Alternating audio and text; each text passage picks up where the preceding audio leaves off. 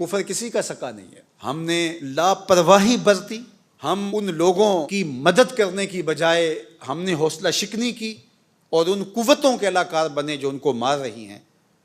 تو آج کیا ہم محفوظ ہیں؟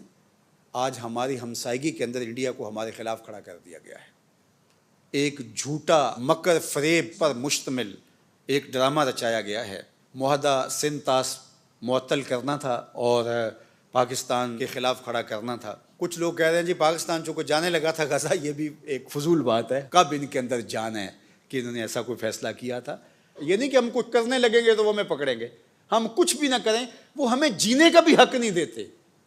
وہ تو ہمارے مسلمانوں والے نام بھی گوارا نہیں کرتے۔ آپ بلاد غرب کے اندر جائیں، ہمارا پردہ بھی وہ نقاب نوچ لیتے ہیں کہ تم نقاب بھی نہ کرو۔ کہاں گئے آزادی اظہار کی بات کرنے والے؟ وہ تو ہمارے وجود کو برداشت نہیں کرتے، ایک ایک کر کے ہمیں مارتے رہیں گے۔ لیکن بہرحال یہ موقع ایسا ہے کہ ہمیں متحد ہونے کی ضرورت ہے، ورنہ یہ بات ذہن میں رکھیے گا، عالمی سطح پہ متحد نہیں ہوں گے تو جو حال ہوا ہمارا وہ آپ کے سامنے ہے۔ اور اگر ہم ملکی سطح پہ متحد نہیں ہوں گے تو ہم سے کتنی بڑی طاقت ہمارے مقابل کھڑی ہے، اور دنیا کے بڑے بڑے جگادری اور دنیا کے بڑے بڑے بدماش اس کی پشت کے اوپر ہاتھ رکھ کر کے اس کو کہہ رہے ہیں تو دلیر ہو، وہ پاکستان کے وجود کو برداشت نہیں کر رہے۔ پاکستان کے وجود کو ہمارے کچھ مسلم ممالک بھی برداشت نہیں کرتے، اس اعتبار سے کہ یہ ترقی کرے۔ وہ چاہتے ہیں یہ محتاج ہی رہے تاکہ ہم سے ٹکڑے لیتا رہے اور ہمارا دست نگر رہے، کیونکہ اس کا قوی ہونا، طاقتور ہو جانا ان کو بھی وارے نہیں ہے۔ دشمن کی تو بات دشمن کی رہی، اور عالمی طاقتوں کی بات نہیں کرتا، وہ تو اس کو ہمیشہ مقروض رکھ کے ذلیل و رسوا کر کے ان سے ہمیشہ اپنے مطالبات منوانے کے چکر میں رہتا ہے۔ اور ہمارا ہمسایہ تو پہلے دن سے ہمیں کبھی اس نے قبول نہیں کیا۔ اندرا گاندھی نے کہا تھا کہ ہم نے دو قومی نظریے کو کب سے اکھاڑ کے پھینک دیا ہے سمندر کے اندر، جب مشرقی پاکستان الگ ہوا تو اس نے کہا ہم نے جنازہ نکال دیا ان کے دو قومی نظریے کا۔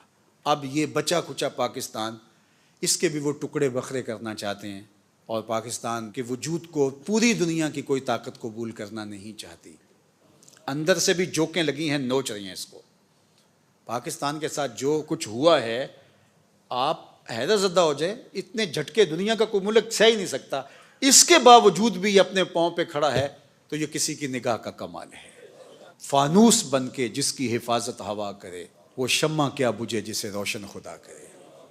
اس لیے پاکستان، میں نے بارہا کہا ہے، مٹنے کے لیے نہیں، قیامت تک قائم رہنے کے لیے مارز وجود میں آیا ہے۔ تو اس وقت حکومت کے کارپردازان کو اور عوام کو، اپوزیشن کو، سب لوگوں کو مل بیٹھ کے سوچنا ہوگا، ملک کے لیے اپنی اپنی اناؤں کو ذبح کرنا ہوگا، اور مل کے اس وطن کے لیے سوچنا ہوگا۔ اگر پاکستان ہے تو ہم ہیں، اور اگر پاکستان نہیں تو پھر ہمارا وجود کہاں ہے؟ تو اپنی انا کو چھوٹا کریں اور پاکستان کو بڑا مانیں اور مل بیٹھیں۔ اور اس وقت جو حالیہ مسئلہ ہے، دشمن جو ہمیں آنکھیں دکھا رہا ہے، ہم متحد اور متفق ہو کر کے ان کو بتائیں کہ یہ ہمارے داخلی معاملے تھے، تمہارے مقابلے کے اندر ہم سیسا پلائی ہوئی دیوار ہیں، اور اگر پاکستان کی طرف میلی آنکھ سے دیکھا، آنکھ نکال کے رکھ دیں گے۔ اس قوم کے جذبے اور اس قوم کا اس پاکستان کے ساتھ تعلق کی خاطر اور وابستگی کسی سے چھپا ہوا نہیں ہے۔ انشاءاللہ اللہ اس وطن کی حفاظت فرمائے گا۔ میں اس موقع پر پاکستانی گورنمنٹ کو، اپوزیشن جماعتوں کو اور جتنے بھی ادارے ہیں سب کو کہتا ہوں کہ اس حساسیت کو مد نظر رکھتے ہوئے اس وقت وہ جڑ کے بیٹھیں اور دشمن کو دندان شکن جواب دیا جائے۔ یہاں کوئی کمزور بیان، کمزور بات، کمزور پالیسی لوگوں کو توڑ کے رکھ دے گی اور لوگوں کا مورال نیچے کرے گی۔ اس وقت ہمیں توانا آواز چاہیے، ہمارے کان یہ آواز سننے کے لیے بے تاب ہے۔ والسلام علیکم ورحمۃ اللہ۔